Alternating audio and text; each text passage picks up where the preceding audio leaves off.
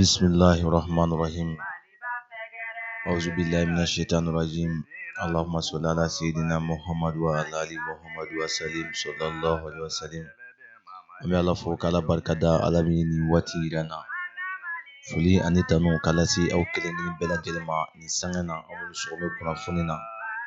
Jamana kono ani jamana koka yoroja ani yorosuru. Fuli kelengini nimeta kanyesi au kelengini bela jelema ni sangana. Kayina Allah subhanahu wa ta'ala fe nemani kisi ala ka jidi Muhammadu ka nasu mo salmo anaka sabo ani mamunu dura la kira mo wongo sira ko ni limane fata sal kiyama jodu namayna Allah subhanahu wa ta'ala fe ya rabbi ala kan yu jamu kulu cela kayina Allah subhanahu wa ta'ala fe ya rabbi ala kan cejinya ka wo shitane mi farala keluna ka wodalba masaka hini bela jelena kayina Allah subhanahu wa ta'ala fe ya rabbi kulusman basigi ala ka do anga jamana kono akilinima ala ka di maldin kilina bela jelema here ala ka do anga du bela jele konna la ka here do anga sigidaw kono ka here do jamana kono ala ka labangunma ala ka di akilina bela jelema mbalma ma foy kako bismillah don kibaru keneka labbayk fa antal mu'tamad Fenyumani ba yɛrɛ feere agence Alimadina a wulila diliko la hiji ani imura labɛncogo ɲuman o de bɛ ani tɔw bɔ ɲɔgɔn na aw b'a fɛ ka taa min hiji la wa aw b'a fɛ ka taa seli an kuntigi Muhammad sallallahu alaihi wasallam ale ka misiri sanuma in kɔnɔ wa aw b'a fɛ ka kaaba munumunu lafiya ani a ɲɛdɔn kɔnɔna na wa aw b'a fɛ ka taa Mina Musdalifa Jamirat ani o n'a ɲɔgɔnna wɛrɛw la wa a y'o ko bɛɛ lajɛlen to agence Alimadina mo agence Alimadina ale b'i sɔnni sigi fɛn min ka san o san hiji ɲɛdɔnbaw ka dɔ fara olu ka ɲɛdɔn kan maa minnu y'a kɛbaw ye olu fana ka se ka faamuyali sɔrɔ agence Alimadina ɲina ka bɛn hijiden ta hakɛ mɔ u kɛmɛ ka labɛn bɛɛ lajɛlen tigɛ walasa aw ka se ka lafiya hiji kɛ yɔrɔ kelen kelen bɛɛ lajɛlen la Alimadina saga n'a ka waati bɛɛ lajɛlen la a bɛ kunnafoni jɔnjɔn di aw ma aw ka se ka hiji faamu wa ni aw sera kɛ yɔrɔ la aw ka se ka lafiya k'aw ka dugawu kɛ a kana kɛ degun kɔnɔna la Alimadina u ko k'u bɛ dugawu kɛ Mali hijiden bɛɛ lajɛlen ye Mali silamɛ bɛɛ lajɛlen ala k'a se ani k'a dɔn a musaka nɔgɔya an bɛɛ lajɛlen ka se ka taa silamɛya jɔsen 5nan baaraw kɛ ni o y'i k'a dɔn hiji ye Alimadina a y'aw hakili to wuli kuma dɔ ka fisa ni i sen ka di ye maa hakɛ min ni olu kan ka ta olu dama dɔnnen don ni aw bɛ fɛ ka Alimadina sɔrɔ a ye nɛgɛjuru ta k'a ci 20 23 22 06 76 44 42 11 66 85 99 92 Alimadina waati bɛɛ lajɛlen ka kɛ aw sago ani aw dɔngɔ ye labbayk ilahi sanadu labbayk fa antal mu'tamad labbayk ilahi sanadu labbayk fa antal mu'tamad Mali ye kalan jamana ye onga Mali ye Islamɛ jamana ye farafina bɛla Mali bɛ tɔmɔna ye an balimaw an bɛ foli di aw bɛɛ lajɛlen ma kɛnyɛrɛye kunnafoni lase sɛbɛn min bɛ yen n'an b'a wele ko l'indépendant sɔgɔmaden na u ye an boloɲɛ fɔlɔ ye kunnafoni na u ye a jira k'a fɔ papalikɛlaw ni u ye tiɲɛnikɛlaw ye minnu kɛn bɛ ka diinɛ birifini ta ka da wɛrɛ kan diinɛ tɔgɔ la ka mɔgɔninfin bɔnɛ u ni na wulikajɔ fanga u bɛ ka kologiriya hali bi an ka jamana kɔnɔna la kɛrɛnkɛrɛnnenya la jamana cɛmancɛ u ye wale dɔ ta jamana cɛmancɛ la ka ɲɛsin an ka jamana finitigilakaw ma a sen fɛ an ka finitigilaka maa fila olu de bɔnɛna u ni na mɔgɔ caman bɛ u cɛla olu joginna a kɛra jungani u bɛ koro o mara kɔnɔna na kunnafoni lase sɛbɛn ye a jira k'a fɔ kunungo ka bɛn desanburu kalo tile 2 yɛrɛ ma koro an ka jamana finitigilakaw ko u taara yɛlɛ foronbarani dɔ sanfɛ foronbarani min ni tiɲɛnikɛla ninnu tun ye o don dugu jukɔrɔ an ka finitigilakaw ka mobili yɛlɛnna foronbarani sanfɛ a fodonna ni u ye a kɛra sababu ye mɔgɔ caman bɛ yen nɔ a yɔrɔnin bɛɛ lajɛlen na olu joginna u bɛ tali kɛ finitigilaka maa 9 olu joginna o yɔrɔ bɛɛ lajɛlen na. 2 tun bɛ olu mɔgɔ 9 cɛla minnu ka joginda juguyara fo ka taa fɔ a to ten. Olu mɔgɔ 2 minnu ni olu ka joginda juguyara olu labanna ka bɔnɛ u ni na ka sababuya kɛ u yɛrɛ ka joginda ye. Minnu bɛ nɔ ni olu joginna dɛmɛ donna olu ma k'olu ta ka Sevare sɛgɛrɛ dɔgɔtɔrɔso min bɛ nɔ walasa olu ka se ka taa da o yɔrɔ la cogo min na. Kunnafoni ye a jira k'a fɔ tiɲɛni kɔni donna an ka jamana finitigilakaw kun, sabu ni mɔgɔ 2 bɔnɛnen kɔfɛ ani na maa 7 olu sɛbɛkɔrɔ joginnen kɔfɛ. Minɛnw caman bɛ nɔ minnu ni olu tiɲɛna k'a sababuya kɛ ni ɲɔgɔnna wale in yɛrɛ ye. Kunnafoni lase sɛbɛn ye a jira k'a fɔ tiɲɛnikɛ jɛkulu fosi min kan bɔ an bɛ waati min na i n'a fɔ sisan k'a fɔ ko ale nɔ ye nin wale in ye. Nka min kɔni jɛlen don o de ye k'a fɔ siga kɔni kɛlen don tiɲɛnikɛ jɛkulu dɔw la. A yirala k'a fɔ Bankasi ani Koro ka digi Burukina, Mali ni Burukina dancɛ fanfɛla kan. Tiɲɛnikɛlaw kɔni bɛ wulikajɔ la nin yɔrɔ bɛɛ lajɛlen na ka se ka walejugu ta kuma bɛɛ ka ɲɛsin an ka jamana finitigilakaw yɛrɛ ma. Kunnafoni lase sɛbɛn ye a jira k'a fɔ ntɛnɛn yɛrɛ yanni ntɛnɛn cɛ dimanche ni o bɛnna kari ma ka dugu jɛ ntɛnɛn na. Pɔn dɔ bɛ nɔ pɔn min ni a bɛ Paru ani Songoyibiya olu ni ɲɔgɔn cɛ. O pɔn in ni i bɛ tɛmɛ o pɔn de fɛ diyagoya la ka nin dugu 2 lasɔrɔ. Ko tiɲɛnikɛlaw taara mugujugu don o pɔn in fɛnɛ na ka o pɔn in fɛnɛ k'o kari. O kɔnɔna na a kɛra sababu ye ka gɛlɛya lase mɔgɔw yɛrɛ ma minnu ni olu sigilen don yɔrɔ in yɛrɛ la, sabu mɔgɔ si tɛ se ka tɛmɛ ka yɔrɔ wɛrɛ lasɔrɔ ni wocɛ in kɔnɔ n'i ma tɛmɛ o pɔn in fɛ. U ye o pɔn in fɛnɛ kari ka se ka ŋɔni don mɔgɔw taamasen na u y'o wale fɛnɛ kɛ. Kunnafoni lase sɛbɛn kɔni y'a jira k'a fɔ nin wale in kɔni kɛra kuma min na an ka jamana finitigilakaw ani MINUSMA olu ladɔnniyara, olu teliyala ka na kɛnɛ yɛrɛ sanfɛ ka na jateminɛw kɛ ko minnu ni olu kɛra, ka na jateminɛ kɛ o ko ninnu na walasa ko ninnu yɛrɛ a bɛ se ka ladilan cogo min na. Kunnafoni lase sɛbɛn ye a jira k'a fɔ nin t'a siɲɛ fɔlɔ ye ni ɲɔgɔnna wale ka ta ka mɔgɔw sɛgɛrɛ Koro kɔnɔna na, wa nin t'a siɲɛ fɔlɔ ye u ka pɔnw ka olu kari Koro yɛrɛ kɔnɔna na, sabu pɔn min bɛ yen nɔ n'a bɛ wele ko pɔn de bi a bɛ bi o bɛ Koro mara kɔnɔna na. Tiɲɛnikɛlaw u ye o pɔn in fɛnɛ kari, sabu o pɔn in fɛnɛ a ka gɛlɛn i ka bɔ Koro ka na o yɔrɔ in fɛnɛ fɛ k'i ma tɛmɛ o pɔn in fɛnɛ fɛ. U y'o pɔn fɛnɛ kari. O kumana tiɲɛnikɛlaw u bɛ wulikajɔ min na sisan o de ye ka ŋɔni don mɔgɔw yɛrɛ taamasen na min b'a to gɛlɛya bɛ se ka don mɔgɔw ka taama na ka yɔrɔ ni yɔrɔ lasɔrɔ. U ka wulikajɔ fanga bɛnnen don fɛn min ma nin waati ninnu kɔnɔna la o y'o ye. L'indépendant an ye kɔrɔfɔ sɔrɔ ale de kɔnɔna la.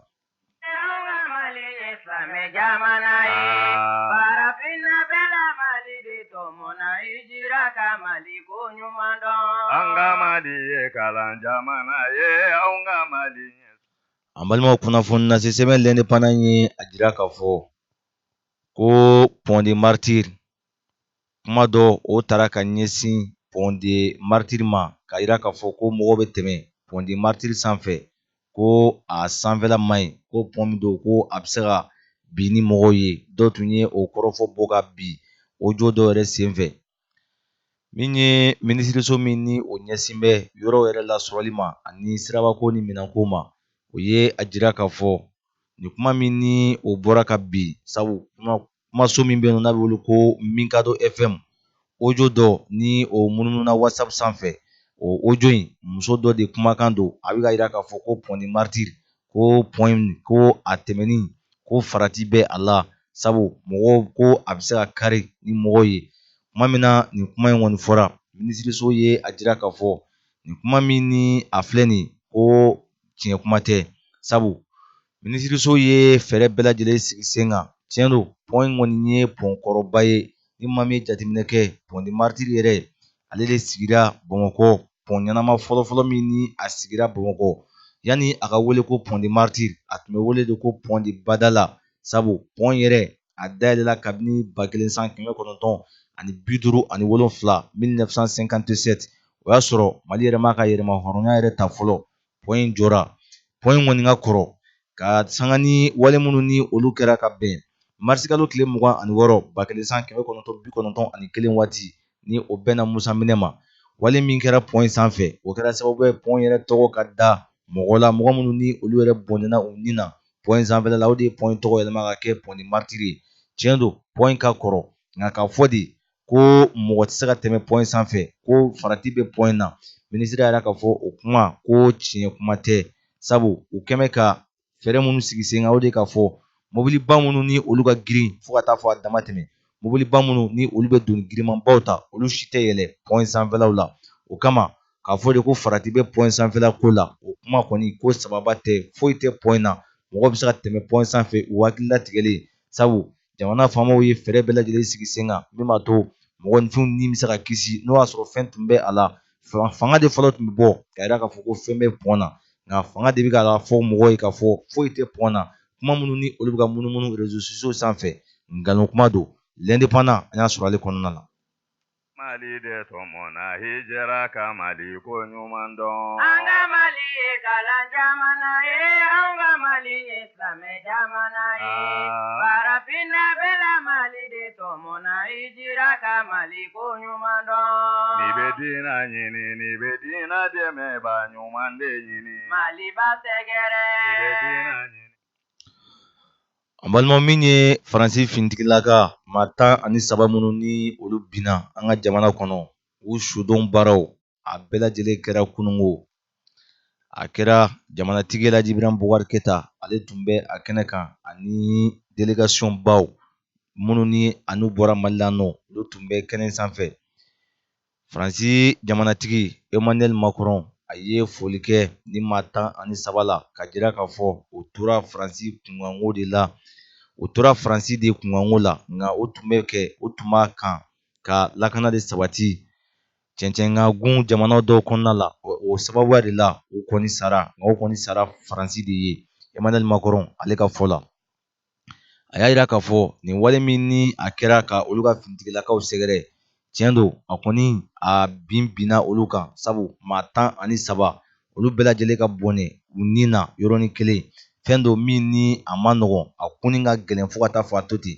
mɔgɔ minnu bɛ yen nɔ ni olu tanyana somɔgɔw k'a faamu k'a fɔ u tora Faransi kunkanko de la Faransi u tun bɛ ka Faransi de ka hakɛw latanga diɲɛ ɲɛfɛ o tora o sira de la ni u bɔnɛna u ni na o kumana ko u bɛɛ lajɛlen ka faamuyali kɛ o ko la o kama a ko a bɛ dugawudon kɛ o kelen-kelenna bɛɛ lajɛlen ye min b'a to mɔgɔ minnu ni olu ntanyani filɛ nin ye mɔgɔ si kana saliya k'a fɔ i bɛ nin di Faransi kunkanko la sabu maa o maa ni o tora Faransi kunkanko la Faransi na o dɔn u ye kɛnɛ yɛrɛ sanfɛ jamanatigi Laji Ibrahim Bubakari Keta tɛmɛnen kɔfɛ Nicolas Sarkozy o min ni a fɔra o kɔ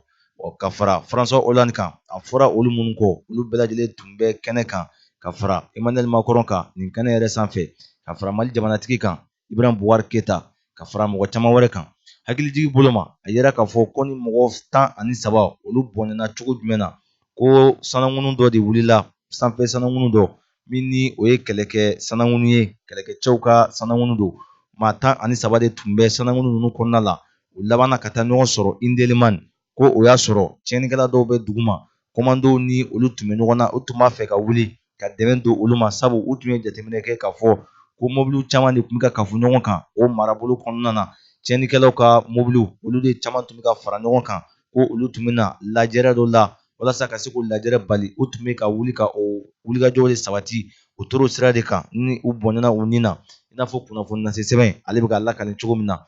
Macron a kɔni y'a jira k'a fɔ mɔgɔ minnu ni olu tanyana o kumana ko u tora Faransi kunkanko ko de la l'indépendant an ye kɔrɔfɔ sɔrɔ ale de kɔnɔna la an balima min ye kunnafoni lase sɛbɛn l'essor ale fana ye a jira k'a fɔ nin kɛnɛ ko a sigira kunungo Faransi kɔnɔna la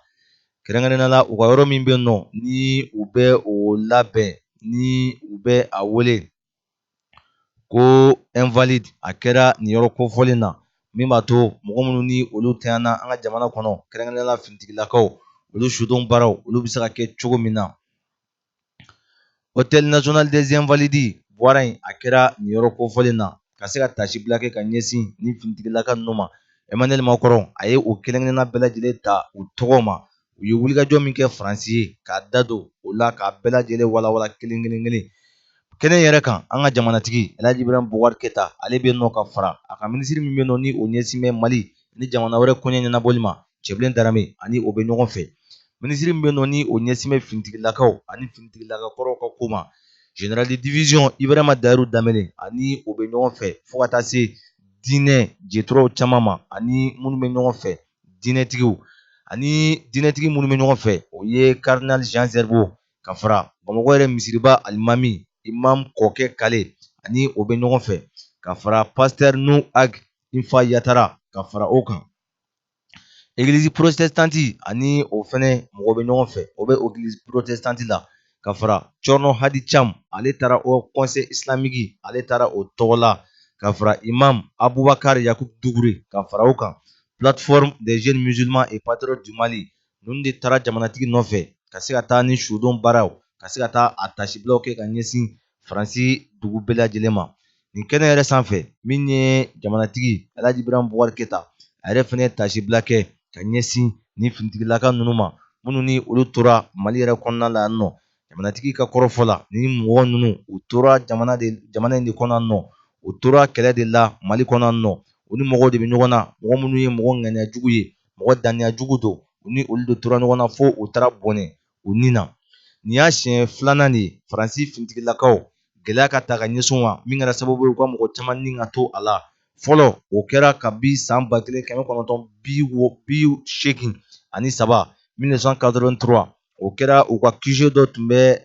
Dakar o bɛ Beirut ni o ye Liban o kɔnɔna ye u ka finitigilaka ma 58 olu de tanyana o yɔrɔ la o doni kama. O tɛmɛnen kɔfɛ nin y'a siɲɛ filanan de ye tiɲɛni ka don Faransi kun ka se ni mɔgɔ da hakɛya ma ni ɲɔgɔnna walew la.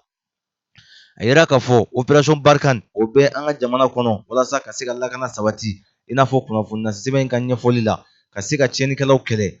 Faransi yɛrɛ bɛ nafolo kasabi min bɔ ka don ni opération in na ni o ye opération Barkhane o bɛ t'i jɔ euro wari miliyɔn 700 a bɛ taa jɔ o de la. N'i y'a kafo Faransi fa la o bɛ t'i jɔ CFA miliyari 400 ani miliyari 50 ani miliyari 8 san o san Faransi bɛ o de don opération Barkhane na min b'a to tiɲɛnikɛlaw olu bɛ se ka kɛlɛ an ka jamana kɔnɔ i n'a fɔ kunnafoni lase sɛbɛn ale bɛ ka ɲɛfɔli kɛ a la cogo min na. Kunnafoni lase sɛbɛn yɛrɛ k'a fɔ nin kɛnɛ in kɔni sanfɛ a kɛra misi ani nisɔngoya kɛnɛ ka ɲɛsin Faransi bɛɛ lajɛlen ma ani Faransi ka den bɛɛ lajɛlen ma. Le sort an ye kɔrɔfɔ sɔrɔ ale de kɔnɔna la. An balima min ye nin janaja min ni a kɛra jamanatigi ka yeri kɛnɛ kan Faransi kɔnɔna la mɔgɔ caman y'a yɛrɛ ɲininka jamanatigi kɔni wulila ka avion ta ani délégation ba k'o da u kan ka bɔ yan ka taa fo Faransi. An ka finitigilakaw caman bɛ bɔnɛ u ni na kuma caman o sudon kɛnɛ kan a ka gɛlɛn i ka jamanatigi ye a kɛnɛ caman kan nka Faransi ninnu tanyana jamanatigi taara a yɛrɛ sɔrɔ o kɛnɛ kan. O sababuya la min ye Seru Jawara Martin an n'a ye baro kɛ nin ko in yɛrɛ kan ani hakilina min bɛ a la nin ko in na u ka parti ni o ye parti Lumière pour l'Afrique a ye ɲɛfɔli kɛ u ka hakilina la. An ka Seru Jawara Martin lamɛn. Jawara Martin malidenw dusu kasilen don ka sababuya kɛ jamana yɛrɛ taabolo ye. Kibaruya min bɛ jamana kɔnɔ bi o ye jamanatigi Alhaji Ibrahim Boubacar Keita bi ye ntɛnɛn ye a bɛ Faransi faaba kɔnɔ Paris.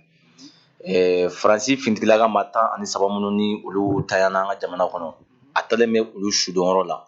Mɔgɔ caman ye a jira k'a fɔ jamanatigi ka taa Faransi surasiw sudonyɔrɔ la nka an ka jamana finitigilakaw minnu sara olu de ka ca ni Faransi finitigilakaw ye. Olu sara yɔrɔ min na o ka surun ni Faransi ye. Jamanatigi ma taa olu sudonyɔrɔ la nka a taara Faransi de taa sudonyɔrɔ la. Mɔgɔ caman kɛmɛ k'i ka dusumakasi jira nin ko in na bibi in na. Aw yɛrɛ parti Lumière pour l'Afrique ni e y'o maa ɲɛmaa ye aw ka faamuya ye jumɛn ye nin ko in na. An ka foli bɛ maliyɛn bɛɛ ye maliyɛn cɛ n'a muso i ye question minnu fɔ question ɲɛnɛmaw don jamanakuntigi bɔra bi a bɔra Mali kɔnɔ a taara Faransi parce que mɔgɔ 13 fagara. Maintenant mɔgɔ 13 min fagara komi an b'a fɔ cogo min na politique ko de don parce que anw de y'u wele u kana an dɛmɛ an kungo la n'o ye Mali ko ye. Mais diɲɛ ko o ko i b'a politique baara de kɛ mais u fagara cause min na u yɛrɛ b'o dɔn u b'a dɔn u fagara kun min na parce que adamaden ni mɔgɔ y'i dɛmɛ mais ɲinjugu n'a b'i dɛmɛ i fana bɛ ɲinjuguya de kɛ i bɛ tugu a kɔ parce que i b'i jugu dɔn mais i b'a laja ani kɛlɛ bɛ bila olu tɛ kelen ye. Anw fɛ an b'a ye cogo min na président de la république a bɔli min kɛra yan ka taa sisan Faransi k'a bɛ taga sukoya kɛ Faransi ye an t'o filɛ kojugu ye. Pourquoi an t'o filɛ kojugu ye parce que an b'o filɛ comme si a kan ka ko de kɛ parce que Faransi lettre min yɛrɛ ci président ma k'a ka taga carte d'invitation min cira président ma u y'a yira de k'a fɔ ko mɔgɔ minnu sara k'u sara Faransi de ye. Kuma in kɔnɔna kɔrɔ de bɛ kuma la kɔrɔ de bɛ kuma in kɔnɔ u sara faransi de ye u sara faransi ka intérêt de ye u ma sa mali ye mais a bɛ ka kuma min fɔ o ye k'a yira faransɛw la a kana ko in filɛ kojugu ye u sara aw de ka intérêt ye faransi kan ka intérêt min sɔrɔ ka na n'a ye u tor'o défendre yɔrɔ de la u tor'o de la ça veut dire aw kana ɲinɛ o yɔrɔ kɔ kumakanw de don mais ni kuma fɔra i bɛ kuma de kɔrɔ jate minɛ kɔrɔ jumɛn de bɛ kumakan in na o de kosɔn an bɛ min fɔ kɛlɛ min don wagati sera président de la république a ka jamanadenw labɛn a ka tiɲɛ f'u ye Centrafrique y'o de kelen kɛ ka tiɲɛ fɔ u ɲɛna k'a f'u ɲɛna janfa o janfa n'o bɛ Centrafrique kɔnɔ bi a janfa ju ye aw faransɛw de ye o sɔrɔla mun fɛ Centrafricains ye conversation de ta chrétiens ni silamɛw ka kɛlɛ kɔnɔna la chrétienkɛ b'a fɔ ko kɛlɛ bɛ niveau min na sa k'u ka kisɛ de banna tɔgɔkɛ b'a f'u ɲɛna ko wula fɛ k'a bɛ na a bɛ marifa d'a ma a bɛ kisɛ d'a ma ça veut dire que olu y'o audio min sɔrɔ u y'o audio de ta ka tubabuw yɛrɛ kɛlɛ n'o ye ka taa n'o ye irisiw fɛ yen irisiw sɔrɔla ka na an ka kɛlɛ min kɛra o don na Niger frontière la a janfama yɔrɔ yɔrɔ jumɛn n'i ye kɛlɛ in taabolo lajɛ a fɔra k'an ka sɔrɔsiw tora kungo de kɔnɔ ko Niger sɔrɔsiw nan'u sɔrɔ yen k'u dɛmɛ kɛlɛ kɔnɔna la Niger sɔrɔsiw b'a dɔn cogo di k'an ka cɛdenw bɛ kɛlɛ kɔnɔ embuscade kɔnɔ olu b'o dɔn cogo di ni dɔ m'u wele parce que n'i y'a lajɛ Centrafrique kɛlɛ la tubabuw de tun bɛ sira dayɛlɛ maintenant sisan rebelles bɛ don ka dugu attaquer ka sɔrɔsiw attaquer bon maintenant mun b'a yira k'a fɔ mɔgɔ minnu sara k'a fɔ k'u tun tɛ kɛlɛ in kɔnɔ n'u fagar'o kɔnɔ n'u y'a fɔ ko avion cira ɲɔgɔn na mun de b'o yira anw na k'o fɛnɛ tɛ ça veut dire que an bɛ wagati min na n'i y'a lajɛ sɔrɔsi dɔ kumana a y'a yira k'a fɔ n'olu tun b'u défend kosɛbɛ olu tun bɛ se ka to janfa in kɔnɔ mais u y'u défend fo ka bɔda de sɔrɔ o défend kɔnɔna de la i bɛ se ka sɔrɔ dégâts kɛra tubabuw kun o yɔrɔ de la an bɛ min fɔ mɔgɔw ɲɛna an bɛ yɔrɔ min na anw de ye tubabuw wele ka na anw tɛ se ka surun yen mɔgɔ tɛ se ka sugunɛ kɛ bama ka bɔ la k'i ta an y'u wele ka na u ka n'an dɛmɛ an ka kɔ na libéré maintenant mun na an t'a f'u ɲɛna an ka Kidali libéré parce que ko in bɛɛ ju ye Kidali de ye Kidali de nana ni kɛlɛ ye Mali kɔnɔ yan kɛlɛkɛlaw de nana n'a ko bɛɛ ye wa accord fɛn fɛn signé o tɛ kɛ nɔ ta accord fan si la bon n'i ye accord kɔnɔna signature lajɛ Sidi Ibrahim Koulibaly o de ye accord signé o ye Tombouctou ka de ye alors que minnu yɛrɛ ni kɛlɛ ju sigi Kidali n'o ye Ifɔgasu ye olu si ka tɛgɛ nɔ tɛ papier ninnu signé yɔrɔ la ça veut dire que toujours il y a un plan B ça veut dire que an k'an cɛsiri halisa jamanakuntigi y'i jɔ a jɔyɔrɔ la a ka tiɲɛ fɔ mɔgɔw ye tiɲɛ ye jumɛn ye k'a fɔ Faransi ɲɛna an de y'aw wele ka na maintenant aw nani bi cɛ dɔ de farala su kan fɛn ma bɔ a la maintenant an mago bɛ min na bi o ye Kidali ko de ye parce que n'u y'a aéroport in jɔ Kidali an tɛna se ka don comme a ka d'an ye cogo min na parce que an ka fɛn jɔlen tɛ i ta tɛ fɛn min ye i tɛ se k'o contrôler dɛ ça veut dire aéroport in bɛ jɔ ni dalilu a bɛ jɔ ni kun o kun ye fo o kun de tun ka dɔn ka expliquer parce que aujourd'hui an bɛ force de faiblesse de kɔnɔna la fo an k'an cɛsiri de pour que au moins an ka bɔ o faiblesse kɔnɔna la an k'an jɔ kɛnɛ kan ni président tɛ se ka kɛlɛ min kɛ a ka opposition bila o ɲɛfɛ ou bien a ka société civile bila o kɛlɛ ɲɛfɛ maintenant an bɛ ɲɔgɔn dafa de jamanakuntigi ni jamanadenw an bɛɛ lajɛlen bɛ ɲɔgɔn dafa pour que jamana bɔ dingɛ kɔnɔ an b'o wagati de kɔnɔ sisan c'est pourquoi ni président de la république ko mɔgɔw kana dialogue kɛ an ka kuma an ka bɛn kelen kan mais pourquoi o tɛ na président ko dialogue ko ka dialogue min kɛ a bɛ fɔ o de ma ko dialogue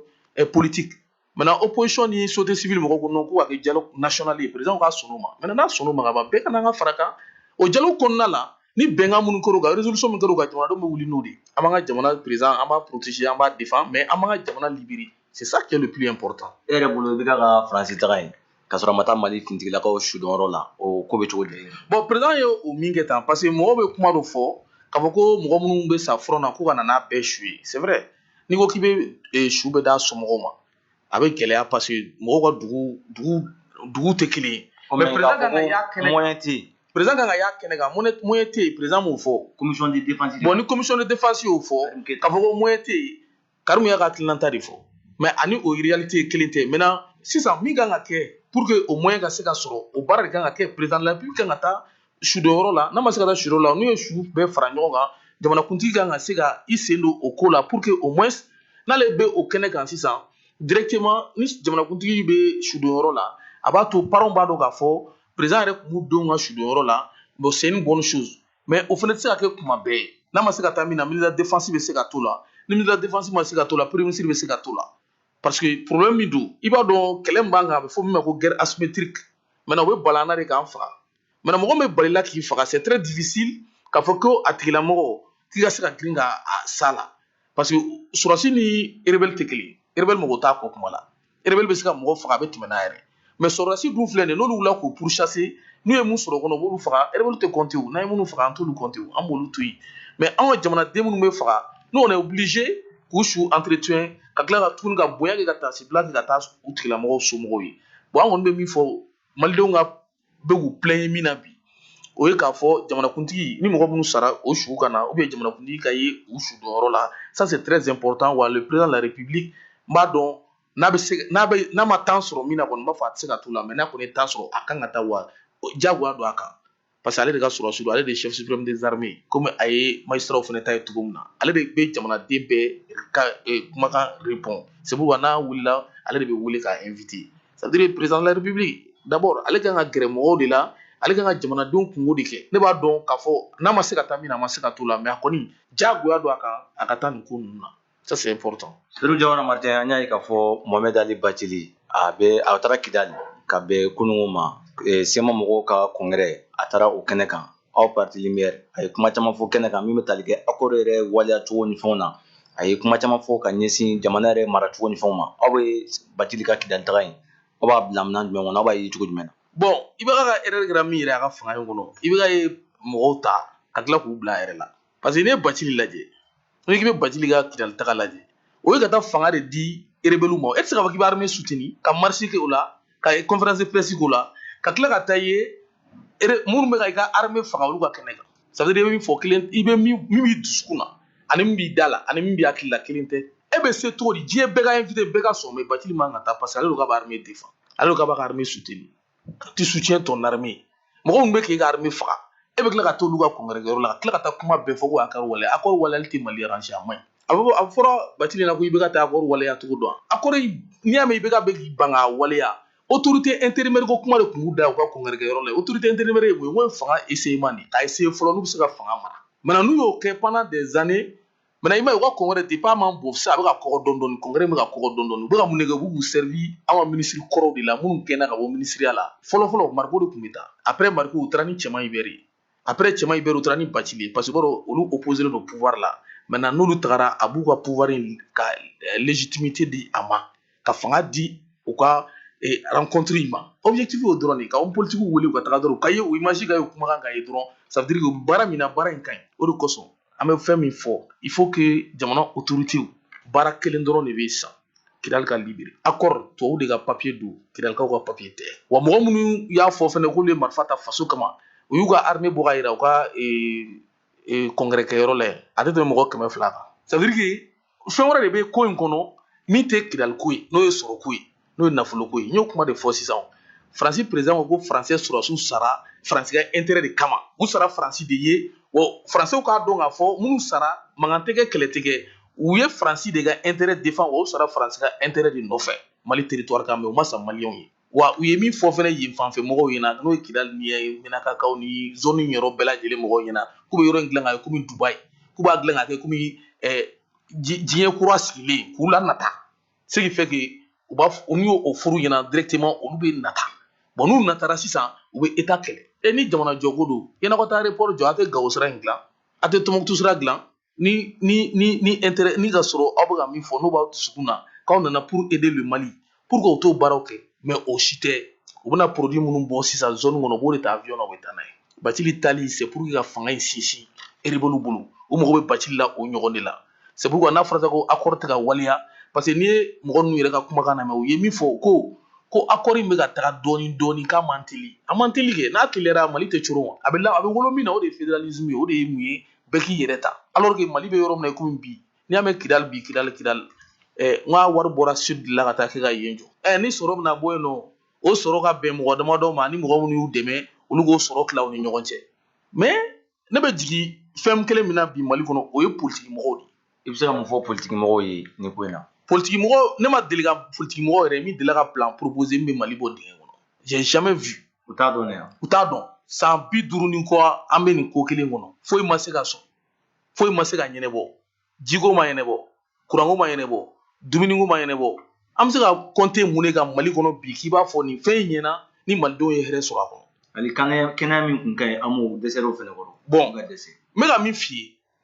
problème yɛrɛ ye min ye, vision de tɛ yen. Moro Keyita avait une vision. N'an bɔra yen an bɛ taa yan. Pour que i ka se ka jamanadenw koron, i b'u bila baara la. Wa n'u bara baara la, i bɛ usines de jɔ, i bɛ société d'État créer, i b'u koron, u bɛ baara kɛ. Moro tun y'o idée ta. Mais Musa nana ale mun idée yira. A ma taa n'a ye sira foyi kan, ko ye dunkafa sabati. Dunkafa sabati n'i ma mɔgɔ sabati foyi ma ɲi dɛ. Maintenant o bɔlen kɔfɛ nɔ, Alpha ninnu nana. Mun de ɲɛnabɔra? école taara carré kɔnɔ société civile taara carré kɔnɔ économie suɲɛli o warala wa mɔgɔ min bɛ fonctionnaire la o t'i bonya ni nana k'i b'i ka papier nɔfɛ f'i ka ale deli ou bien ka surafɛn d'a ma alors que a sigi kun de don pour que e ka ko ɲɛnabɔ o b'o kɛ fo i k'ale bonya n'o tɛ ale t'o d'e ma komi ale ta de ye yen yɔrɔ ye bon olu fɛn kuntan minnu bɛ jamana kɔnɔ tant que olu de ma bɔ yen an tɛ se ka taa wa olu tɛ se ka bɔ yen tant que i ma système falen système bɛ falen cogo di système bɛ falen ni programme ni vision ni hakilina de n'i ye nin kɛ ne tɛ dɛ sariya min y'a fɔ ko k'i ɲangi o de bɛ ɲangi ne tɛ ce n'est pas moi maintenant sisan i ni jamanadenya la i ka droit ye min ye o de bɛ d'i ma n'i y'a lajɛ an b'a fɔ k'an bɛ exemple ta faransi kan mais faransi sɛbɛko minnu bɛ yen an ma exemple ta olu kan an ye exemple ta manamana kow de kan sinon faransi ni muso ye garisigɛra fo ka taa jigin a bɛ se ka bɔ ni ka sɔrɔ a bɛ fonction publique la ni ka sɔrɔ a embauchelen don a ka service la elle est libre ni docteur ye papier dɔrɔn k'a ka to so a bɛ to so o ye fɔlɔ ye filanan o ka kelen kɔnɔna la tuguni faransi pourquoi bɛ wari di bɛɛ ma c'est pour que jamanadenw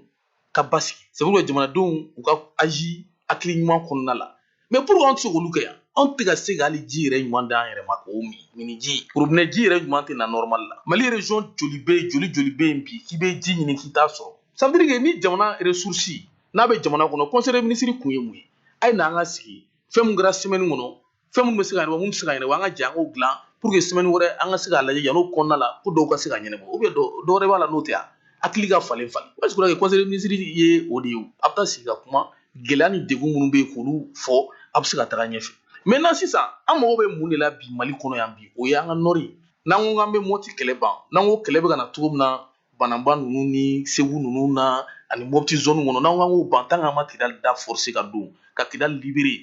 kɛlɛ ti ban dɛ o don na n'i y'a lajɛ sema ka congrès la jɔnni tun bɛ ka sécurité kɛ MINUSMA tɛ yan jɔnni tun b'a kɛnɛ kan yen nɔ tubabuw tɛ yan a bɛɛ tɛ français kan fɔla de yan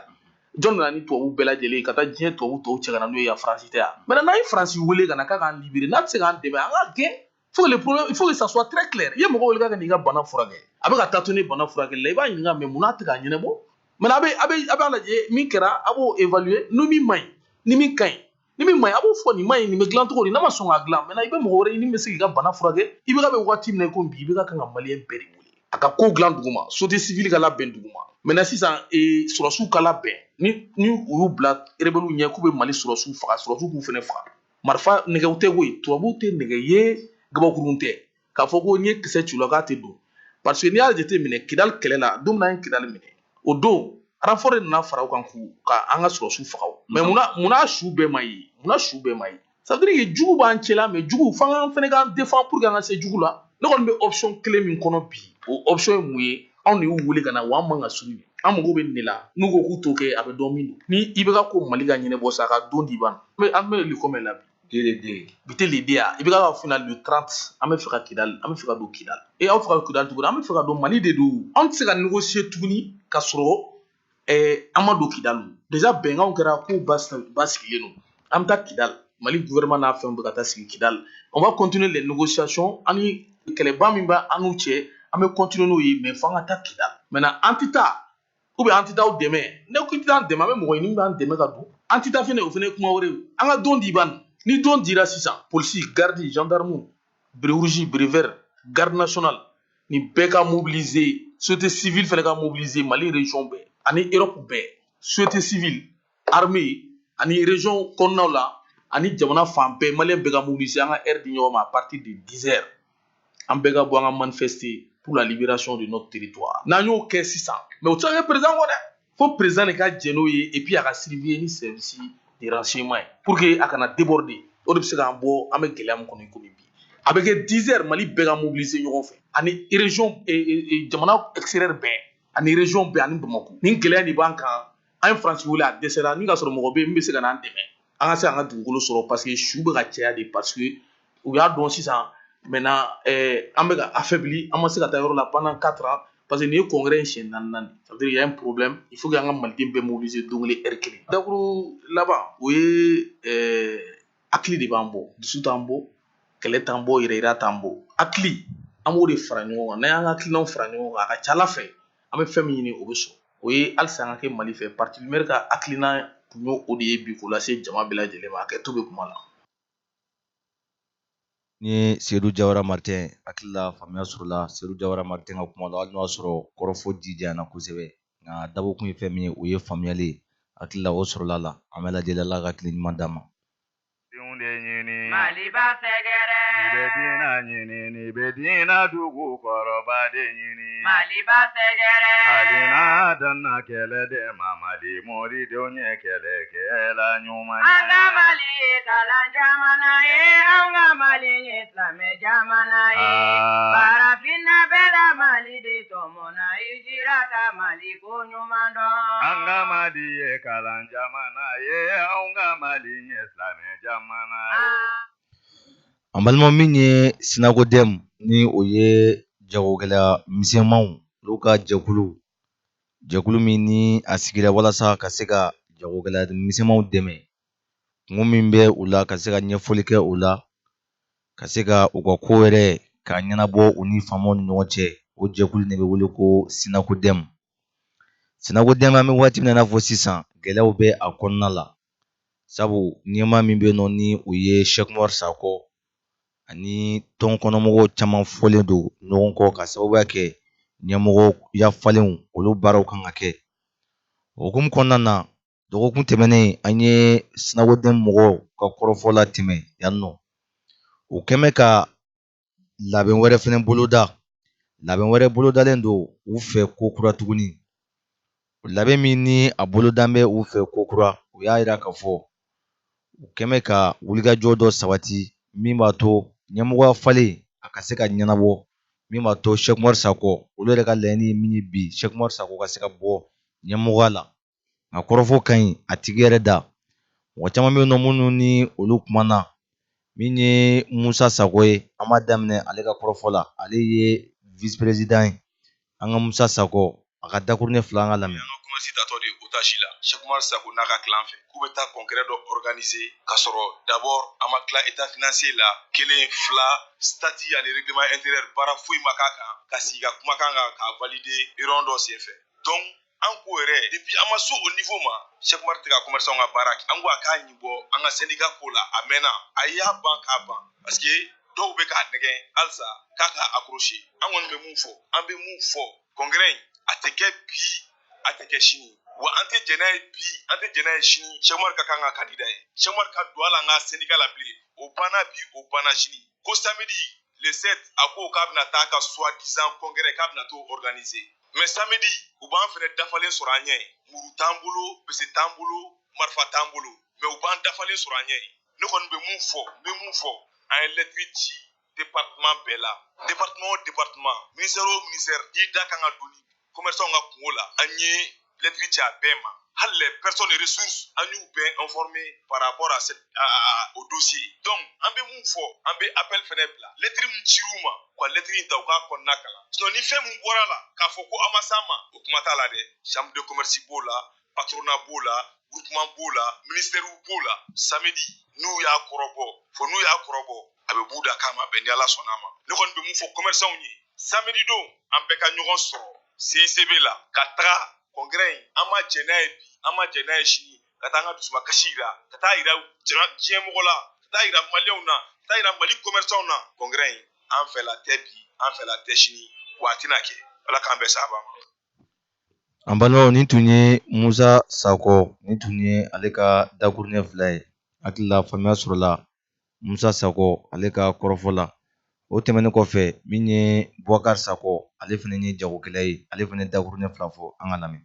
Bɛ wele kan di sugu kɔnɔmɔgɔ bɛɛ lajɛlen ma. Fɛn bɛ yan a bɛɛ ka wuli k'i jɔ nin ko in na parce que nin ye ko ye ko mun bɛ ka labɛn a taa anw ɲɛsira la. Y'a ye syndicat bɛ sigi syndicat bɛ sigi sugudenw de kama. I tɛ sigi la parce que bureau b'a bolo i bɛ sigi o kan i bɛ sigi sugudenw de kama k'u ka hakɛw kɔlɔsi. Bon an ɲɛ bɛ min na nin ko in na Chômeur b'a forcer la k'i sigi a yɛrɛ ka nafa de kama. Bon an dun bɛ wagati min kɔnɔ sisan an tɛ mankan fɛ. An bɛɛ b'a dɔn problème bɛ Mali kɔnɔ sa bɛɛ b'a dɔn. I tugu i b'a dɔn i t'a kalama i b'a dɔn. An dun an tɛ kɛlɛ fɛ an tɛ foyi fɛ. N'u Chômeur nana essayer k'a bɛ congrès in forcer ni ko o ko bɔra la autorité k'a dɔn k'a fɔ Chômeur de kun b'o la. An b'a ɲini a fɛ a k'a kɛ ko bɛɛ lajɛlen n'a sɔrɔ a ye jagokɛla yɛrɛ k'a bɛ k'anw ka hakɛ de ɲini a k'i sen bɔ nin ko in na an y'o de f'a ye wa an bɛ welewelekan mun bila ka se sugu kɔnɔ mɔgɔ bɛɛ lajɛlen ma bɛɛ ka bila i kunna samedi don n'a ko k'a b'a kɛ samedi don sugu tɛ jɔ sugu fan bɛɛ ka wuli bɛɛ k'i kunda congrès kɛyɔrɔ la ni min bɔra la o bɛ lakali a kɛto b'a la salala Mahamadu. An balimaw nin tun ye Bubakari Sakɔ ale fɛnɛ ka kɔrɔfɔ ye. O tɛmɛnen kɔfɛ min ye Ibrahim Maïga ale fɛnɛ ye dakuruɲɛ 2 fɔ an ka Ibrahim lamɛn. Senegal ko kɛra fɛn dɔ ye an dusu kasi n'o ye Sinago dɛmɛ ye an dusu kasi ka commerçant bɛɛ bɔ a taabolo kan donc an ka laɲini tɛ dɔwɛrɛ ye an y'a yira de k'a fɔ maliyɛn bɛɛ ɲɛna k'a fɔ commerçant bɛɛ lajɛlen ɲɛna congrès min bɛ ka fixé n'o bɛ bila le 7 décembre ma samedi don nata ma ni Sinago dɛmɛ vice président kɔrɔ président sortant n'o ye Cheikh Umar Sakɔ ye a y'a yira de ko fɔ ale ka kɛ Sinago dɛmɛ président ye tuguni a ka manana na an y'a yira an t'a fɛ commerçant t'a fɛ bi an t'a fɛ sini membre de bureau ni vice président an bɛɛ ko k'an t'a fɛ bilen donc a bɛ fɛ ka congrès in forcer k'a fɔ ko f'a ka kɛ an bɛ ɲɔgɔn na o de la an y'a yira commerçant bɛɛ lajɛlen tɔgɔ la k'a yira k'a fɔ congrès tɛ tenu n'Ala sɔnna ma samedi don n'a ko k'a b'a forcer ka kɛ n'a ye fɛn mun bɔra la ale nɔ don dɛ ni tiɲɛni mun yera la Cheikh Umar Sakɔ autorité kana mɔgɔ wɛrɛ ɲini u bɛ Cheikh Umar Sakɔ de ɲini parce que i ni ka membre de bureau ma bɛn aw ka statut kan a ma bɛn aw ka règlement kan état financier bɛ yen budget a ma lajɛ fɛn mun sɔrɔla fɛn mun ma sɔrɔ an ma bɛn foyi kan ka fɛn bɛɛ forcer i ma lettre ci membre de bureau si ma k'a fɔ ou bien vice président si ma k'a fɔ ko k'i bɛna congrès kɛ samedi don n'o ye le 7 décembre ye a ma fɔ mɔgɔ si ye i yɛrɛ kelen ka wuli ka i ni ka mɔgɔ damadɔ i n'a fɔ kɔrɔlen a b'a kɛ cogo min na n'a ye mɔgɔ damadɔ sɔrɔ bureau kɔnɔ dɔrɔn a bɛ congrès kɛ mɔgɔw ɲɛ yɛlɛla o de ma bi an bɛ 21e siècle la an y'a yira k'a fɔ congrès tɛ se ka k'o la bilen o kɔni o ka jɔ o baara banna donc Cheikh Umar bɛ k'i forcer ka kɛ i n'a fɔ hadamadenw ɲɛ tugulen don tuguni k'a fɔ diyagoya mana banna a mɛnna ko fɔ an ka tugu a kɔ de k'ale ka congrès kɛ an ko k'an t'o de kɛ bilen donc an b'o o hukumu de kɔnɔ donc an kɔni congrès tɛ yen samedi don a tɛ yen bi a tɛ yen sini wa an y'a ɲini commerçant bɛɛ lajɛlen fɛ samedi sugu tɛ dayɛlɛ samedi don sugu tɛ yen mɔgɔ sugu bɛɛ lajɛlen sugu tɛ yen samedi bɛɛ bɛ taa congrès kɛ yɔrɔ in na n'u b'an bɛɛ faga ka ban fɔlɔ u ka sɔrɔ ka don salle kɔnɔ k'u bɛ congrès kɛ an labɛnnen don kan n'Ala ka jɛ ye n bɛ kuma ni commerçant bɛɛ lajɛlen tɔgɔ komi ci don da k'a fɔ cogoya min na n'Ala sɔnna ma an bɛɛ lajɛlen bɛ bɔ samedi 8 heures k'an ɲɛsin palais de congrès ma congrès bɛ kɛ yɔrɔ min na 8 heures u bɛ taa sɔrɔ yen nɔ n'u ye mun faga u b'o faga fɔlɔ ka sɔrɔ ka don ni autorité sɔnn'o ma ka sɔrɔ ka don k'u bɛ congrès kɛ u b'o congrès kɛ n'Ala sɔnna ma an kɔni an tɛ jɛ ni congrès ye an b'a reconnu wa an t'a la parce que nin congrès an ma deli ka ni congrès sugu ye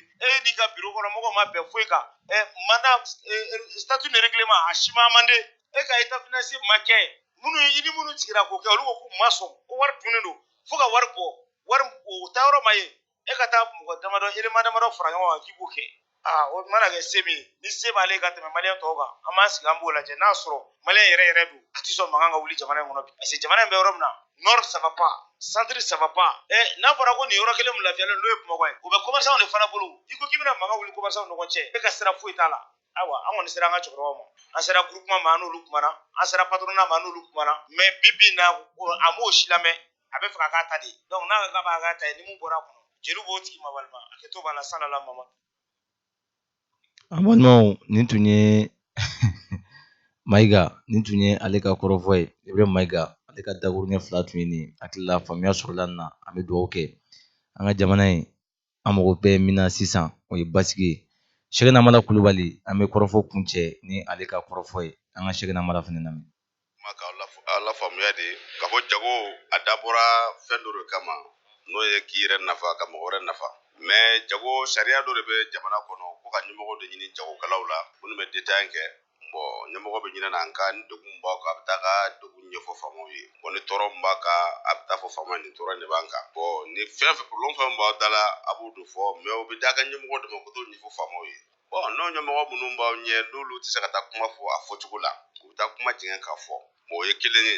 a filanan fana aw bɛ lafiya sira mun fɛ n'a y'o sira fana ta olu de bɛ taa fɔ faamaw ye tuguni k'a fɔ ko ayiwa ne ka mɔgɔ bɛ kan ka kɛ tan n'o kɛra ɲɛmɔgɔ min ye k'o bila u kunna san 15 don o dɔ bɛ kan ka fara de dɔ man kan dɔ bɛ kan ka fara jagokɛlaw ka gɛlɛya de kan ka taa fɛ mɔgɔ min kan k'i kungo fɔ o de bɛ tila tuguni ka taa i kungo gɛlɛya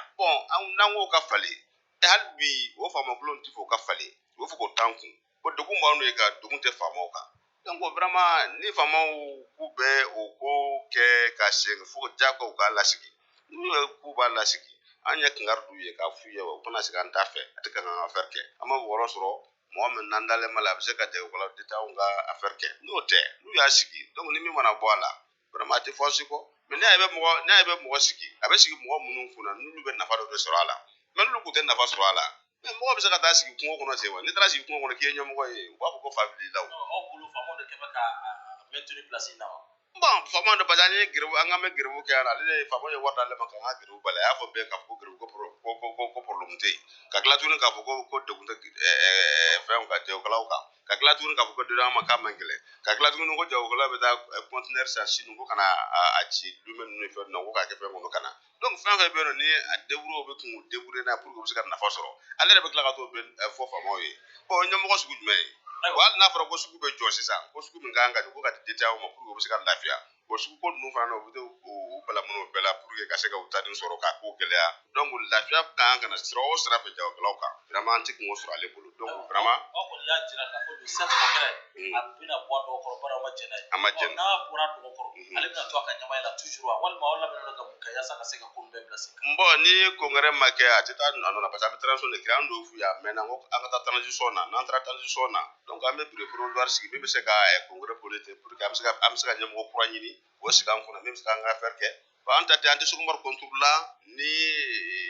contre de personnes an kɔni bɛ min nɔfɛ dɔrɔn jagokɛlaw bɛ lafiya sira min fɛ ka mɔgɔ ɲɛnama ɲini an dalen bɛ mɔgɔ parce que an kun dara la de mais an dara la n'a ma place fa bon an ko vraiment i ma danaya minɛn fa a sɛmɛ an ka mɔgɔ wɛrɛ ɲini an bɛ se ka taa min na min fana bɛ se ka dɔ kɛ mais n'i k'i to danaya minɛn sɛmɛ parce que ko fo diyagoya ye ka to donc e ta tɛ k'a fɔ k'an y'i bila e ta ye i yɛrɛ de y'i yɛrɛ bila a ma yɛrɛ bila yen dɛ mɔgɔ de y'a bila yen donc vraiment an bɛ min kɔni f'u ɲɛna samedi congrès n'u b'a bɔ a ma u k'a bɔ a ma mais ni faama m'a bɔ a ma commerçant jɔyɔrɔ ye min ye Bamakɔ yan Mali kɔnɔ yan nɔ u bɛna ye parce que Sénégal ko kɛra fɛn dɔ ye Ibrahim Jawara i yɛrɛ bɔra ka jagokɛlaw lamɛn sisan jagokɛlaw kɔni ye kɔrɔfɔ caman fɔ ka ɲɛsin u ka jɛkuluba ɲɛmaa ma n'o ye Sheikh Umaru Sakɔ ye kɔrɔfɔ kɔni cayalen don tiɲɛ yɛrɛ la ni ɲɛmɔgɔ ko in a kuma cayara fo ka taa fɔ a to ten nka i komi anw yɛrɛ ni Sheikh Umaru ni Ala ma basi kɛ bi an kan ka ɲɔgɔn ye ko n'an tun kan ka ɲɔgɔn ye nka a bilara bi la alhamdulillah bisimila an bɛ Ala fo ka barikada ka nɛɛma ni kisi ni Ala fɛ a ka kɛ cidenba kan ka i yɛrɛ fo a diyara nɛnɛ de b'i la tiɲɛ na nɛnɛ bɛ na nɛnɛ bɛ na dɛ e ɲɔgɔnna denmisɛnnin nɛnɛ b'i la anw tɛ kelen ye o ne bɛ mobili kɔnɔ fitiri yɛlɛlen don anw dun bɛ moto de la an bɛ na o ni nɛnɛ bɛ ɲɔgɔn sira la wa ne bɔra yɔrɔ min na ka ne b'o dɔn e bɛ mun kɔnɔ sisan ne bɛ moto de sanfɛ n'i bɛ mun kɔnɔ sisan n ka moto tile filɛ nin e ko cogo di kapitɛni sigilen bɛ yala a t'a dɔn ko fiɲɛ bɛ wuli la ti mɔgɔ la e sigilen bɛ k'i musa i b'a fɔ ko ne bɛnkɛw fulakɛw sisan wala min kani an bɛ Ala deli jamana Ala ka basi amina yarabi Ala ka jamana kɔlɔsuma amina yarabi an bɛ hakɛtoni kɛ lamɛnbaaw fɛ kunun ko an ye kibaruya dɔ lase kibaruya nin anw ye kibaruya sɔrɔ waati min na an ye min fɔ o de tun ye sababa ye kɔntaw ka min ye Sheikh Ibrahim Kɔntaw kosɛbɛ kunnafoni tun dira k'a fɔ ale de ka na n'a ka passeport ye kosɛbɛ ale de tun kan ka taa kosɛbɛ an ye kunnafoni sɔrɔ k'a fɔ musokɔrɔba yɛrɛ ka lahala kama ale ka taali bɔra a ma k'a kɛ cɔrinɔ ye k'a kɛ cɔrinɔ ye cɔrinɔ hadi jam kosɛbɛ ale de taara o o conseil ye tɔgɔ kunnafoni ye an bɛ an lamɛnbaaw fana bonya kosɛbɛ sabu ni kɔrɔfɔ fɔra cogo dɔ la ka tila ka na ye cogoya wɛrɛ la o cɛ man ɲi an n'an lamɛnbaaw cɛ kosɛbɛ o tuma o perepelatigɛ dɔ ye i ko imam Abubakar Dukure imam dɔ wa journaux a sɛbɛn cogo min na n y'a fɔ ten journaux de y'a sɛbɛn ko imam e ka maa don journaux de y'a sɛbɛn ko imam Abubakar Yakubu Dukure nka imam don imam tɛ dɔrɔn min bɛ jɔ mɔgɔ ɲɛ ka se don n bɛ min f'i ye ɲɛmɔgɔ tɛ yan n bɛ min f'i ye a b'a ka imamaya fɔ aw de ye il est le président ngo des jeunes musulmans o tuma i bɛ ka fana imam ye i bɛ ka imam i bɛ kɛ imam ye dɛ i bɛ kɛ alimami de safa jɔlen don i bɛ ka de b'an ɲɛfɛ ale de bɛ sali n'anw ye i bɛ ka b'an ɲɛfɛ kosɛbɛ i y'a fɔ cogoya min na an ɲɛmaa don maa min b'i ɲɛfɛ o y'i ka ɲɛmaa ye kosɛbɛ an bɛ Ala deli sisan n'an ye jamana in na ye tuma dɔ la a bɛ maa kamana kuwa a b'o kɛ a bɛ maa siran kosɛbɛ o don ko minisiri Yaya Sangare ani minisiri Amadu Camu u ye société civile wele ko jamana kunkanko kuma k'an ka taa ɲɛfɔ société civile bɛɛ bɔra donsow bɔra silamɛw bɔra kerecɛnw bɔra musow bɔra denmisɛnninw bɔra mais u bɛna min fɔ an ye i b'a dɔn k'a daminɛ 10 heures ka daminɛ 9 heures ka taa bila 11 heures la 2 heures ko ka taa jamana kunkanko kuma fɔ juma sera o dabɔra mun kama koni alimamu bɛ kɛnɛ kan diinɛ ɲɛmɔgɔw bɛ kɛnɛ kan k'olu wele jumadon 9h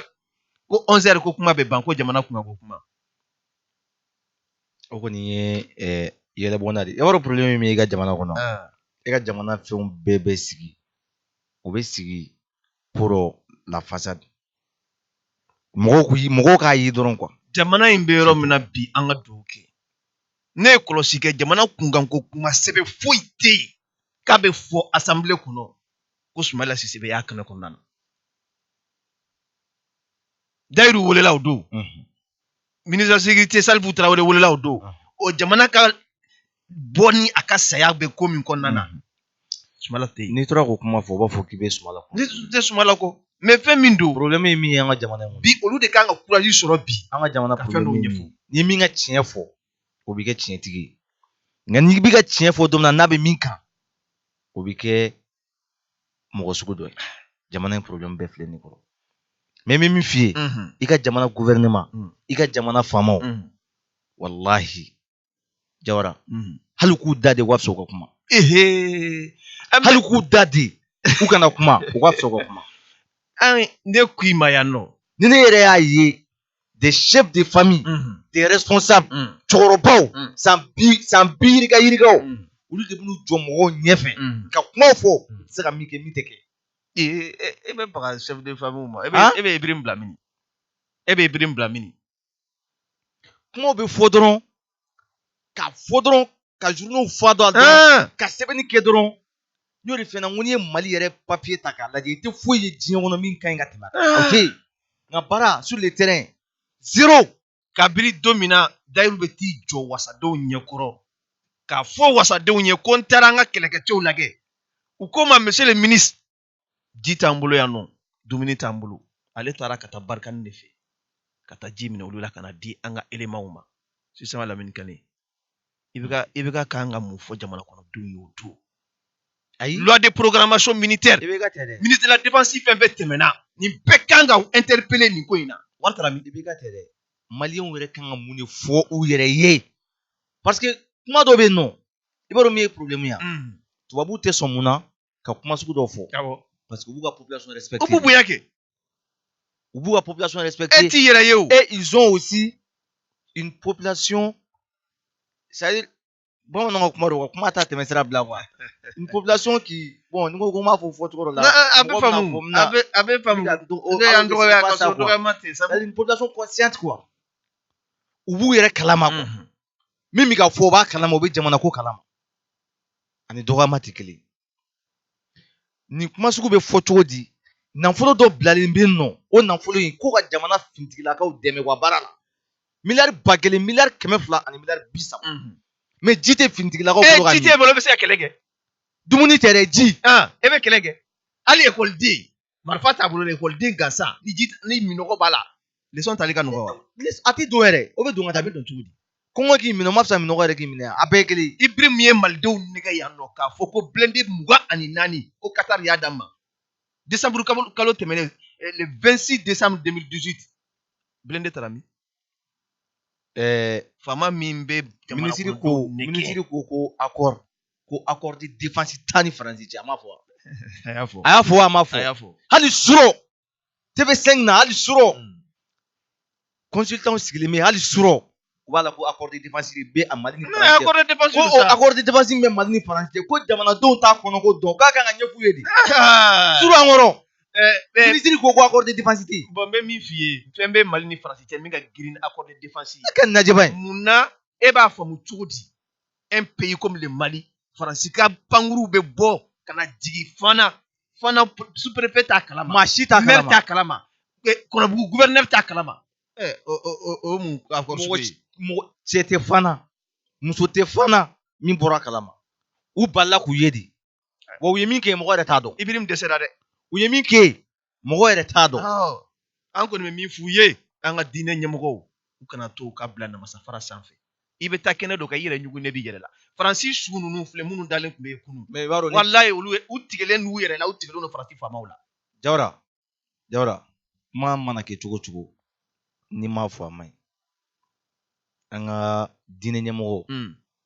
i yɛrɛ y'a fɔ namasafara u k'u tɔgɔ dɔw kana yɛlɛ. U yɛlɛnna o. sabu jamana fintigilakaw minnu tanyana Gawo an ka imamu taara ka taa dugawu k'u ye i b'a dɔn kɔkɛ ka kow ka nɔgɔ ale tɛ se ka ale tɛ ko gɛlɛya n'o tɛ e bɛ na ni jamana alimamiba ye cogo di ka t'o bila nin ko ninnu kunna i ka ko jumɛn b'a la hali faransi alimamiba ma taa nin kɛnɛ kan anw ne ka alimamiba bɛ wuli ka taa nin kɛnɛ kan faransi alimamiba ɲininkali kɛ a ma taa nin kɛnɛ kan a ka ko tɛ o fo pɛrɛsibu dɔw de ka sɔrɔ ko ninnu na waati n'a cogoya kama sisan Lamini Kane kunungo an tun bɛ kɛnɛ kɔnɔ min ye Falajɛ IGA ye dugukolo ko mankan dɔ wulilen bɛ yen Mutaka Tarawele ani Sidi Ture. Sidi Ture jumɛn? Ayi i ka Sidi tɛ. Uzazi tɛ. I ka Sidi Uzazi tɛ. O ɲɛna. Ayi. Sidi Ture min don o ye cɛkɔrɔba ye. Ale ni Mutaka bɛ ɲɔgɔn na. Awɔ. Mutaka ye denmisɛn ye. Mutaka Tarawele a bɛɛ ye maakɔrɔba ye. Bɛɛ ye ɲɛnatigɛ. A bɛɛ ye ɲɛnatigɛ ye. Kosɛbɛ. O ma nɔgɔn dɛ. A ma nɔgɔn dɛ. Ɲɛnatigɛ fila ma se ɲɔgɔn ma. Tibitaba cayalen bɛ bi kosɛbɛ. Nka a bɛ komi min ye Union. Ne yɛrɛ ko n k'u ka tɔn ci la. Jaw bɛ yen. Union bɛ yen de. U bɛ mankan dara sew. Masa n'a ka maaw. Bɛ min f'i ye u mankan dara sew. Masa n'a ka maaw. U bɛ yen. U yɛrɛ bɛ wuli ka jɔ ba la don n'a nataw la. Ka Afiriki maa caman wele. N'o tɛ u ka kɛnɛ kɔnɔ. U mankan kun sɔrɔ. Nka a kɛnɛ kɔnɔ Sidi Ture dugukolo ko kuma de bɛ yen k'a fɔ IGA yɛrɛ fan fɛ dugukolo dɔ bɛ yen Sidi ko k'ale bɛ dugukolo in sanfɛ a y'a san Mali wari 20,000. Kabi Mali wari waati. O waati ale bɛ fini pase de kɛ. Halisa a bɛ fini pase kɛ. Nka ale bɛ bari min na a ko Mutaka Tarawele ko o nana yira ale la k'a fɔ ko ale ta ye yɔrɔ ye. Kosɛbɛ. Nka kuma kan y'a tigi da kɔnɔ Sidi Ture ye min sɔrɔ ani a yɛrɛ ka témoin fana ye min fɔ ko kan yɔrɔ sigibaw an ka olu fana lamɛn yanni an ka Mutaka ka kɔrɔfɔw latɛmɛ. Sidi Ture ma Sidi Ture ka se ka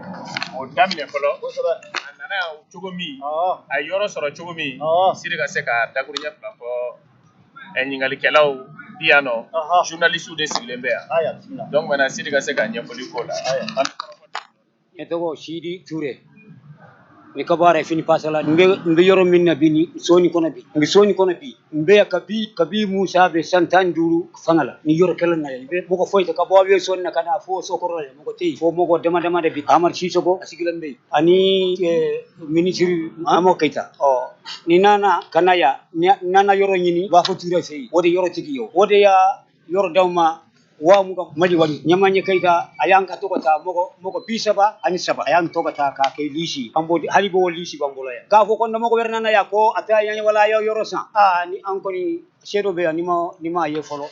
min b'aw ɲɛ yan a sɔrɔ kaburu yɛrɛ tɛ yen anw de bɛ yan ni kelen de bɛ yɔrɔ na ka taa Amadu Sisoko ni a t'o fɛ yan ka sɔrɔ ka mɔgɔ kelen ɲini k'a kɛ fo mɔgɔ 37 a bɛɛ bɛ wa muka de sara yan a lisi bɛ yan alimami bɛɛ bɛ yen a y'a misiri jɔ waati min na alimami de o de an kalimami a sɔrɔ an ka misiri ya bɔgɔ don a ma kɛ simo ye alimami kelen de b'anw seli a sɔrɔ mɔgɔ wɛrɛ tɛ ka sɔrɔ ka juma wɛrɛ ɲini ko ka kɛ juma ye alimami ya mɔgɔ kelen sɔrɔ ka kɛ juma ni an bɛ o de kɛra jama caya ni kɔni bɛ yɔrɔ min na ni kɔni b'a labɔlɔ mun tɛ ka bɔra don dɔ ka n'a cunya o kɛra salo ni sigilen bɛ juma dɔ dɔrɔn ko n bɛ taa juma dɔrɔn izo fili nana yan ko mun tɛ ka wala ko mun tɛ ka taa yɔrɔ ye ni ko mun tɛ ka y'o juma ye ni ko mun tɛ ka taa yɔrɔ ye wa ko ko yan wele ki suguni ko 3 kiri bi kɛ ni yɛrɛ bɛ taa juma ni ko b'a kɛ cogo di moto tin bol naka so tin bol ni ko basti ni bolla kata an ka pirtan fe ko faye foni ni ka sabara nya kelen ya to bakali fe sabara den kelen ni ko toy biro ko ne o don sura kata 3 pil yani kata nya so mun ta pili fokata ntuma ka biro ko ntuma kaci imbe ka kaci jaka atoko di be mogo do di ba kiri tige o to ko mbi kaci mun ko mogo nana kiri ka kata ma tigi paso ka ko bonka appel ke ifani abi appel ke kana sa to mo do ka bisal mun ta ko ka mina kata nda tugu sankele ani kalo nani ko agay abiyan jo yana ka ba mi boka sola wotu dem izo minana ya ka chamo ko wulo lay don bita police la don bita gendarme la hali kuna ci kon kada tugu kasol kana ni ju mun ta kana ni Musa Tarawara ka gardi ko yi kana ni jello yi ko to ko sidi captain wadal bu captain anana yi kana so ni jo juma alami samin taman ason jolom der makuma moko sifi kata isora kata gendarme la gendarme ko kana yoro kana mun ta kana cencen bo wachi kele ani kabu ko nu ani so den kelen a be job den kelen njolam be kan ma kele ken ko mo nana ko ngi to so den kel felani mun tagara ya ajual ka jura aya fere yoro momma mogo woro de fere dondo donana ya milio kemen milio bidu do papa ni ko ay nta yoro wuli ko iti yoro nyamiya ko iti yoro nyami ko ito sa anan mo ko were wo fana milio bi kononto wo fana ko nta yoro yen sore wuli fana ko mun taga ni anyami re do were nana milio bi wol ko mo ko ka ta yoro de ko ay ko ito sa mogo woro na de nana kuna shini wode mun taga da an wode ko ka fari mun taga tar wode wele kana ni commissaire captain ajame jallo ato ko shidi kana na ya kana jwe ko minda mogo mi yoro sa ko mogo seka fo fatijo ko ikapa pebe ni ko pape be terminal akon kana na ni ko baste ko habita biro la badala biro la ko ikata pape mina kana ko vat yani ko bo anan ko fe sinya saba captain shidi abe badala bu commissaire ajora na ko yani kana na sinya saba ni ko fe asor man saba nani na anato kana ko niya kumbe ko ko ay ijo ni yer bi soro na ka godon tike katanta tigo ako ko kasi ko fe mobil ko fe konte ni ko abi sigi yor ni bi sigi ajigi nan fana sigi woyron aya sigi fana sigi fana antara commissaire lay akon ma ko sidi ko ha ko ko kalan fi yow yoro mi sano mi boro commissaire tanye debit tanye moko min ba dusu senge o tonye min ko di bala mi ya yoro mi sansa abe yoro dima mi jole ibe muso furu wala ibi ka fembe san wala no kuma ako etikuma won ko etikuma ko moko ben ko ni ko etikuma won ko do ben ko aka biro ko na ya so do ke ayara fela akwa ka boni ko ni ka bo kana ni moko fela yani watira ala yake ni num fana nana anin ka do ke nana ni ko baste ayna captain ya ko mi fo ay ci ko ni ko bore al sabu sen tade ni mun taga yanka yo bush mun taga tarawa geometri abero suma abero du ko suma la kala do do wote ngi tew ñerti mun taga do ne ya ci ken todo ne ya ci santi mun taga ay ci nta do fi wallahi mun taga do ni ko mo bana bon ni sidika kuma kanyi o ne sidika kuma kanyi wala comme sidi mo do to fa ka kuma kono sidi sisoko to fo ko abi sigi an wati na soro dibia sisoko flene ya no sidi kamara to fo lotissement be ke an wati mina lotissement sidi sora kamara de o bara o beke ale yere biano donc maintenant ni amisa ka kuma di uluma folo olu ka se ko ɲɛfɔli kɛ parce que sidi sigira ka sɔrɔ lotissement ma kɛ bafu ka foro bafu de foro fɛrɛ ma maliwari wa sidi dun olu mɔgɔ damadɔ dɔrɔn de bi yan ale ni sogo ninnu ani nanguma keta ninnu o y'a sɔrɔ ka foro bi yan olu n'o ale sigira kabini o waati lotissement na IDPM de tun bɛ fanga la waati bon kamara bɛ o de tun ye IDPM yɛrɛ secrétaire général yɛrɛ ye ale yɛrɛ bɛ kɛnɛ na mɔgɔkɔrɔba don donc ale bɛ se ka ɲɛfɔli k'an ye sogo bɛ se k'a ka témoignage fana kɛ pour que a ko ka dafa quoi sidi ka kumakan ka se ka sɛbɛntiya kumakan na ɲan'an ka don gafew yirali la donc maintenant an bɛ kuma di olu ma ne tɔgɔ ye Mohamadu Kamara u b'a fɔ ko Mohamadu Kamara ne nana yan 1980 mais yanni n ka na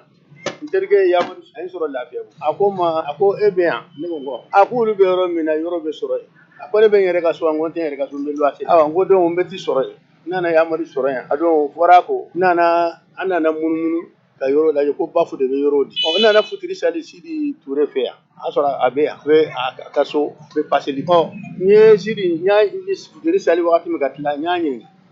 ko eli yɔrɔ bɛ sɔrɔ yan wa ko yɔrɔ bɛ sɔrɔ yɔrɔ caman n ko joli a ko 20,000 k'olu yɛrɛ y'a bɛɛ a sago de la n ko ne fana bɛ yɔrɔ ɲini a ko yɔrɔ joli n ko ni ye min sɔrɔ hakɛ min sɔrɔ ne ye yɔrɔ 2 san yɔrɔ 3 Sidi sababu o yɔrɔ 3 in o kɛra 250,000 donc anw ye Sidi sɔrɔ yan an b'a dɔn k'a fɔ ale y'an sigibaga ye déjà o wagati ni sisan cɛ a ka ca ni san 40 ne bɛ min seereya ne yɛrɛ sigira o kɔnɔna na fo ka na don politique la fo ka kɛ yan secrétaire général ye n'i y'a mɛn secrétaire général la wagati la ni sisan secrétaire général tɛ kelen ye dɛ o wagati secrétaire général bɛ komi masakɛ de maa si tɛ yen n'i bɛ kɛ ministre ye ni président ma lettre ci ma k'a fɔ ko e nin ye parti maa est ce que nin ye maa ɲɛnama ye e de bɛ enquête kɛ ka lettre bila ka taa parti ɲɛmɔgɔya la ka taa f'u ye k'a fɔ nin ye sinon o tɛ kɛ ministre ye hali cour suprême mɔgɔw procureur wo fɛn bɛɛ n'i bɛ kɛ masakɛ ye i tɛ k'a ye ni secrétaire général ma ordre di ne kɛra o ye yan ka tila ka kɛ yan association ɲɛmɔgɔ ye association créé dɔgɔtɔrɔso association k'a créé association de développement créé yan dɔgɔtɔrɔso in ye san 20 ni kɔ kɛ dɔgɔtɔrɔso association na ne tun y'a ɲɛmɔgɔ ye donc an kɔni bɛ seereya Sidi an y'a sɔrɔ yan ale de fana de kɛra sababu ye n'an ye sigiyɔrɔ sɔrɔ yan o ye ne ka kuma ye n bɛ kuma dan nin yɔrɔ ma ni n terikɛ Yamadu Sisɔkɔ min sababu kɛra ne ka se yan ale bɛ min fɔ a fana ta ye min a b'a fɔ ala se ka sɔrɔ Assalamu alaikum. Ala ka kɛ. Bon, wa fuga yɔrɔ ye. Komi a y'a ɲamakɔrɔ titre kɛra tuma min b'a fɔ n'u y'a dɔgɔnin Madu Tura u fila bɛ banna u y'a dɛmɛ ko fana b'a k'a ye comité militaire ma yɛ ban bon comité militaire ye ne wele ko o tuma ne yɛlɛmara ko ni bɛ se ka ne nango ma n'an bɛ se ka kɛ fɛn a seere ka yɔrɔ feere n'an ye kɔnɔntɔ feere taa n'a ye tɛ n'o ne fɛ o ko n kana don fɔlɔ ko n t'o kɛ mɔgɔ si ye n k'a ka sako ta cɛkɔrɔba o banna sisan a n'o taara tile fila o ma bɛn n'o a ka sen bali dugukolo ko ne kɔni ne t'a la yɛrɛ i y'a faamu au début a tun b'a feere 10,000 de parce que minnu b'a kalan ne de b'a kalan 10,000 après Albert Touré le maire o ko a kɛ 15,000 ye dɔrɔmɛ 5,000 o bɛ taa o fɛ commune na 10,000 o y'ale ta ye a y'a daminɛ o la après a yɛlɛma o tɛ ninnu bɛna tuma min a y'a kɛ 30,000 20,000 ne y'a wele n ko cɛ man ɲi n'i y'a yɛrɛ yan cira mɔgɔw t'a kalama Musa muso terimuso de tun bɛ yan a y'a feere o ma 15,000 o ye 7,000 sara mais dɔ nana k'a b'a san o tuma kɛra fɛn ye a y'a feere 30,000 muso nana fɔ ne k'a to yen n'a m'a d'i ma lahara dɔ a b'i ka wari a ko k'a ka n ka wari d'i ma a ma sɔn ka wari a ko n'o bolo dalen mun kan k'a ka taa ye o bolo dalen madame Taraba de a taara o Musa muso ye Musa muso nana k'a di o tuma Musa taara fɛn na mission na Musa mission banna a nana a tɛmɛna a y'a sɔrɔ yɔrɔw cilen don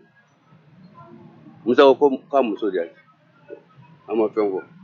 après u y'a menacé k'u b'a di u y'a ci en 67 ne de fɔlɔ ye n ka lettre d'attribution sara i y'a faamu en 67 ne n ka lettre bɛ n bolo i y'a faamu ne de fɔlɔ ye n t'a sara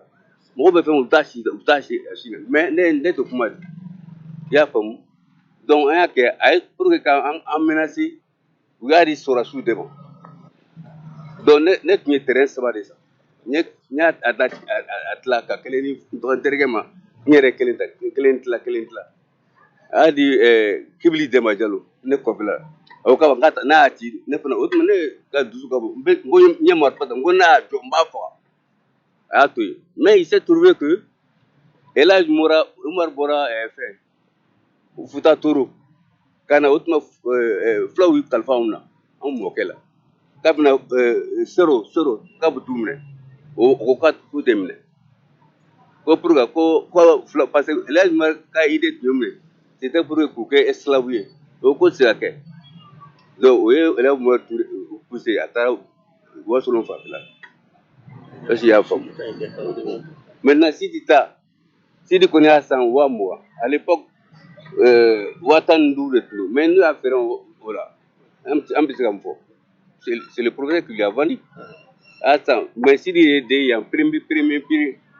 fɛn ouais ale de kɛra yan premier repasseur an ka fini bɛɛ bɛ d'ale de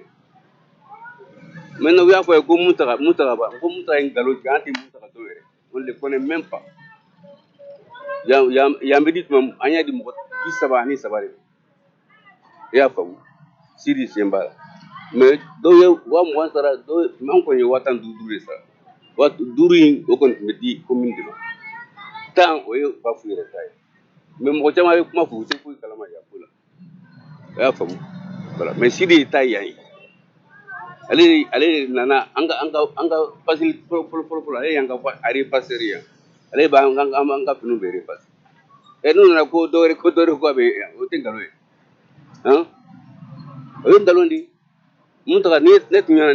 ne bɛ ga kan ala y'a b'a la c'était un voleur don de don e bɛ se ka ale ye mun y'a dilan ka misi nin to kalan n bɛ n'o f'a ye Musa mɔden de bɛ yen a tɔgɔ Sama Jara bon Sama Jara ne yɛrɛ bɛ Sama Jara a tugu taara mun na ne b'o anw fa de ye o i y'a faamu a kɔrɔmuso furula mun ma Liberté u ye den sɔrɔ bon o de fɛn na. Min ye Général Musa Jara akira jara Tarawele jara manda ye General Musa Traoré Musa ni Sorambi General ale balmaden dɔ bɛ yen ko Musa Jara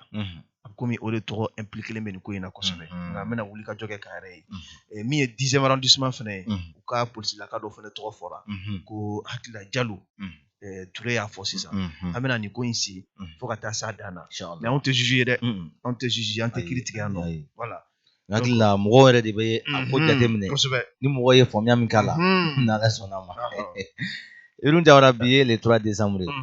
karamɔgɔ Jawara ko a bɛ ka ɲɛfɔli k'an ye ko la an t'a lamɛn bi ye décembre kalo tile 3 ye 2019 décembre kalo tile 3 o bɛ nazarasan a tile 337 ma wa tile 28 bɛ to ani san laban ni ɲɔgɔn cɛ koba caman delila ka kɛ nin don kofɔlen ɲɔgɔnnaw la ni don kofɔlen yɛrɛ b'a hakili lajigi olu la o do ye jumɛn a do ye nin don kofɔlen ɲɔgɔnna de kɔni ni o de ye le 3 décembre 1621 le 3 décembre 1621 o b'a hakili lajigi Itali jamana olu kɔni ka dɔnnikɛlaba min ni ale de kɔni ka wulikajɔw a n'a ka ɲɛɲininiw n'a ka sɛgɛsɛgɛliw ni o de kɔni ye yirali kɛ k'a fɔ ko dugukolo ko o kɔni bɛ munumunu ni ale de tɔgɔ ko Galileo Galilei wa fɛn min kɔni ye a ka telescope spécial ye a ye o kɔni dilan k'a bɛ nin dɔn kofɔlen ɲɔgɔnna dɔ kɔni ma ni o de bɛ wele la arabukan na k'a fɔ ko a telescope house ni ka kɛ ka bɛ nin dɔn kofɔlen ɲɔgɔnna dɔ kɔni ma ni o de ye le 3 décembre 1621 le 3 décembre o b'a hakili lajigi ko ba min na tuguni o de ye le 3 décembre 1956 le 3 décembre 1956 o b'a hakili lajigi nazara jamana ba fila minnu ni olu de kɔni kun taara bin Misra jamana yɛrɛ kɔni kan ni ka fara Israel jamana yɛrɛ kɔni kan ni o yɛrɛ ka baara dakɔrɔ kɔni ye bingali kɛ waleyaw kɔni ye ka o ta ka ɲɛsin silamɛ jamanaw kɔni ma ni o nazara jamana ba fila kɔni ye Faransi jamana kɔni ni l'Angleterre jamana kɔni ye u y'u ka kasaw hanu ka kɛlɛkɛcɛw u ye olu kɔni bɛɛ lajɛlen kun gɛn ka bɔ fɛn min kɔni ye Misra jamana yɛrɛ kɔni kɔnɔna na u kɛlen ko ka sara jugu kɔni ta fɛn min kɔni u ka wulikajɔ min ni u ye o ta ka ɲɛsin Misra jamana kɔni ma mun kosɔn ka se ka o fana jakuya daraki ka minɛ ka a kɛ yahudiyaw ta kɔni ye ka kɛ i n'a fɔ Palestine jamana kɔni kɛra cogoya min na ni o de bɛ wele larabukan tariku la ko al-udwanu sulasi ala Masr o kɛra ka bɛn nin dɔn kofɔlen ɲɔgɔnna dɔ kɔni ma ni o de ye le 3 décembre 1956 le 3 décembre 1958 nazara jamana min ni ale de kɔni ka wulikajɔ ale ni a ka maraba juguya ni o bɛ wele nazarakan na k'a fɔ ko colonisation ni o bolila silamɛ jamana min silamɛ kɔni ka ca ka tɛmɛ diɲɛ silamɛ jamana kɔni bɛɛ lajɛlen kɔni kan ni o de ye Indonésie jamana ye o nazara jamana ni ale de kɔni ye Hollande jamana ye Indonésie jamana ɲɛmaaw olu kɔni yirali kɛ k'a fɔ ko Hollande jamana ko olu kɔni ka ɲɛmaaw kɔni tun ye boloma marafɛn fɛn ale ni sojow ale ni baarada minnu ko u kɔni tun ye o minnu dayɛlɛ Indonésie jamana yɛrɛ kɔni kɔnɔna na u ka maraba juguya yɛrɛ wagati kɔnɔna na ko o bɛɛ lajɛlen minɛna ni ka a kɛ jamana kɔni ta ye ni ka bɔ Hollande jamana kɔni taya la wa o kɛra ka bɛn nin dɔn kɔfɛle ɲɔgɔnna dɔ kɔni ma ni o de ye le 3 décembre 1958 le 3 décembre o b'a hakili lajigi ko ba minɛ tuguni o de ye le 3 décembre 1973 diɲɛ tɔnba ni ale ye diɲɛ jamana hɔrɔnyalenw kɔni ka tɔnba kɔni ni o de ye Nations Unies ye u ka sariya sunba min bɛ yen ni o de ye sariya kisɛ ye o min ni ale de kɔni bɛ wele k'a fɔ ko fɛn min kɔni ye ko kanun mu'aqabat mujrimil harb ni o bɛ o wele k'a fɔ ko crime de guerre et crime contre l'humanité nazarakan na ale kɔni sariya kisɛ kɔni bɔra ka a dankɛnɛmaya nin don kɔfɛ ɲɔgɔnna dɔ kɔni la ni o de ye le 3 décembre 1973 le 3 décembre o b'a hakili lajigi ko ba minɛ tuguni o de ye le 3 décembre 1984 fɛn min kɔni ye Inde jamana olu kɔni ka usine ba min bɛ yen ni ale de kɔni ye usine min kɔni ni ale bɛ Inde jamana yɛrɛ kɔni kɔnɔna na wa ni o usine yɛrɛ kɔni ka kasara ale kɔni yirala k'a fɔ ko diɲɛ kɔnɔ ko kasara kɔni ma kɛ usine kɔnɔna na min kɔni ni ale kɔni maa fata kɔni cayara ka tɛmɛ o kan wa o min ni a kɛra Inde jamana dugu min ni o de bɛ wele ko Bhopal Al-Hindiya wa a kɛra sababu ye fɛn min kɔni ye maa 3,000 ani maa 800 bɔɲɔgɔn kɔ ka olu bɔnɛ o nin na o fɛn min kɔni ye maa 100,000 ani maa 50 bɔɲɔgɔn ka olu jogini ko cɛjugu la ani ka fara maa 60 bɔɲɔgɔn ko wɛrɛ fana la olu fana jogini ko cɛjugu wɛrɛ fana la min ni o jogini ko cɛjugu in fana kɛlɛ in tɛ kelen ye o kɛra ka bɛn nin dɔn ko filɛ ɲɔgɔnna dɔ ko ɲima ni o de ye le 3 décembre 1984 an balimaw ni cɛ ka kulomajɔ la hakɛto bɛ nin kan wasalamu alaikum wa rahmatullahi wa barakatuhu. Amali de tomona hijira kamali ko ɲuman dɔn. Mali kala jamana ye, Mali Islamɛ jamana ye. Farafinna bɛla Mali de tomona hijira kamali ko ɲuman dɔn. Mali ye kalan jamana ye, Mali Islamɛ jamana ye. Farafinna bɛla Mali de tomona hijira kamali. Ibn Jawara. Wati bana. Wati zera. Sisama Lamine Kane ko formulasi journal Azalai Express. Ja ni article te journaliste bolo. Abi siga kalo kan fo. O fana b'a la o bɛɛ b'a la. O bɛɛ b'a la. An ye sɛgɛsɛgɛli kɛ min ye Abubakar Diallo ja ani ni journal ni directeur de publication ye Albert Maïga ja o tun bɛ kiri la u y'a condamné san kalo 6 kaso k'a datugu pewu kalo 6 k'a datugu yɛrɛ. Kalo 6 kaso 6 mois de prison ferme kosɛbɛ. A bɛ min sisan. A bɛ ye fɔlɔ min sɛgɛsɛgɛliw bɛ sen na ani négociation bɛ sen na fɔlɔ. A bɛ Bamakɔ kura de. A bɛ yan a ma taa yɔrɔ la fɔlɔ. Kibaradira kɔni ka ko i b'a dɔn n'a munnu na cogo cogo an bɛ ko a ka nɔgɔya ni ɲɔgɔn cɛ la. Mais o n'a ta bɛɛ ni kɔlɔkɔlɔkan de bɛ yen tuguni. A b'a bolo sa o. Nka an kɔni bɛ min fɔ an tɛ an baaraɲɔgɔn si dɛmɛ nkalon kan. Ayi. Baaraɲɔgɔn yɛrɛ tɛ dɛ. An t'an baaraɲɔgɔn dɛmɛ nkalon kan k'i sigi ka kɔlɔkɔlɔkan fɔ mɔgɔw ma. Masi. Ko nambaralen ka taa don politique mɔgɔw ka jeu la. Tiɲɛna an tɛ don o la. Parce que an b'a dɔn an bɛ taa ɲininka nin ko ninnu bɛɛ lajɛlen. I bɛ fɛn o fɛn fɔ ani i bɛ fɛn o fɛn kɛ. Donc an bɛ lamɛnbaa bɛɛ fo. Ko bɛ dugu la dugu yɛrɛ bɛ ko la. Ni Ala ma basi kɛ nin kalo in na an bɛ taa an bolo da mana na. Jɔnni kelen. Sirifu. Sirifu. Bɛɛ ye kunfɛ o. N'i ma ye cogo dɔn nin bɛ k'i ɲinɛ ma ye. Mariage VIP. Mɛ min f'i ye. Sisan ko bɛ kɛ dogo de la. I ka cɛ yɛrɛ bɛ cortège la. I b'a dɔn Ibrahim Jabi. Pwɛ. O don. Bon tɔgɔ dɔ b'a la maa si t'a dɔn minnu f'i ɲɛna. O don wa walima bi yɛrɛ. O don ni b'o fɔ. O ye waati jan tɔgɔ ye. Nka ale o ye waati wɛrɛ k'o ye. O ma se fɔlɔ sa. O ma se kɛ. Nka le capitaine. N'o don an b'a kɛ commandant ye. A bɛ bɔ capitaine de la. Commandant. A bɛna sergent la. Commandant Batoma Jara. Sirifu muso n'Ala sɔnna k'an ka foli bɛ kɔɲɔmuso ye nin waati in na. Usumani Mayiga fɛnɛ. A fɛnɛ ye a bolo damana. Cɛ ale mɛnna cɛgana la dɛ. A bɔra la o. Kɔɲɔ kɛra. Alhamdulilah. Ale fɛnɛ bɔra Batoma ninnu ka kulu kɔnɔ. O tuma aw bɛɛ bɛ classe kelen na. A bɔra Batoma ninnu ka kulu kɔnɔ. Aw bɛɛ bɛ classe kelen na. Ne bɛ 4e année na ale bɛ ko waati sera. An bɛ bɛɛ fo. Amadu Baba Konate an b'a fo. An b'a fo. Ani an ka cɛkɔrɔba Bukari Kamara. Kosɛbɛ. Furakɛli la nin waati in na. An b'u bɛɛ fo. Bɛɛ lajɛlen. Madu Sakɔ a bɛ Jalakɔrɔji Suwala Bote ka gun ɲɛna an bɛ foli d'a ma. Siribe ko ɲuman ni kɛnkɛri feerela waraba an bɛ foli d'a ma. Ka foli di lamɛnbaa bɛɛ lajɛlen ma. Ni Ala ma basi kɛ e ni ne an bɛ ɲɔgɔn sɔrɔ a sini. Inshallah. Sisama Lamini Kane Silika Ibrahim Jawara de don kibaru ɲɔgɔn ma ka sɔrɔ Batoma Jara. Kɔɲɔkɛ kura. Le 29. Inshallah. Ala ka yira. Amina yarabi. Salamu alaikum wa rahmatullah wa barakatuh. لبيك فأنت المعتمد